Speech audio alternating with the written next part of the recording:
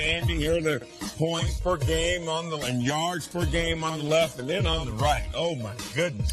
This is what they are as of right now, 29th and 27th in defense. But all they got to do, misery loves company.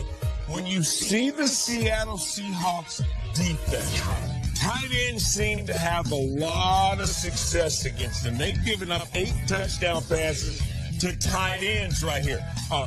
And usually KJ Wright is somewhere in the mix. So if I'm Carolina, I would take advantage of it. There's Escobar for the Dallas Cowboys in the back of the end zone. Touchdown pass to a tight end. Remember, they've given up 8. The Denver Broncos, week 3 in the National Football League. Here's a tight end, Jacob Tannen, running what looks like a wheel route right up the left sideline. Peyton Manning is looking that way the entire time. Finds Jacob Tannen, 26-yard touchdown pass. Then you go to week 2. KJ Wright in the game. Look at Antonio Gates. Somehow, some way, tight ends seem to feast on this defense. And oh, by the way, Carolina Panthers tight end Greg Olsen coming off a game 8-catch, 100-yard receiving game. So for me, I'm picking Seattle to win, but in no way am I thinking the Carolina Panthers don't have a chance, because it doesn't look like Seattle can cover the tight ends. Well, you know, Seattle, they've got to get back to more beast mode. They know that. Marshawn Lynch has got to continue to expand his role like they did last year. But with the loss of Percy Harvin, you can see why Marshawn Lynch was a little upset, because of how that helped him in the running game. Here you're going to see this little bubble screen. All the colleges team do this. Run a little bubble screen off the backside. You got to know that Russell Wilson, he's taking a peek at that. If they don't respect that, he's going to hit it. But because that widens the defense, look what Marshawn Lynch sees. They've removed a man that cut back.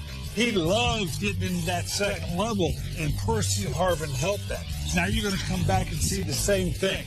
You're going to see, because of what we just talked about, right? You're going to do this ghost screen, or this ghost action over the top, little fake jet screen. Watch how that widens the defense. Look at that backside defender. They normally would be inside the box. Now Marshawn Lynch gets to come up in the middle of the box. It's light of man. So they got to get Marshawn Lynch more involved. They're going to do that. But not having Percy Harvin, they're going to have to use Ricardo Lockett, somebody to help soften that box off just a little bit. You know, Seattle Seahawks, I think this is a case of addition by subtraction. You take Percy Harvin out of that game, off of that team, and now other guys have to step up. You just mentioned a couple of them. I want to show you little Dougie Baldwin. Did a great job. And I thought he did a fantastic job, making great plays for Russell Wilson. And as much as it pains me to say this, Sterling, you were right last week with your bold statement. You said Russell Wilson's going to throw for over 300 yards. This is only the 3rd time, if I'm not mistaken. Yeah. And that guy right there had a huge part of it. I think Doug Baldwin said, hey, I'm the guy now. I can step up in this wide receiver position.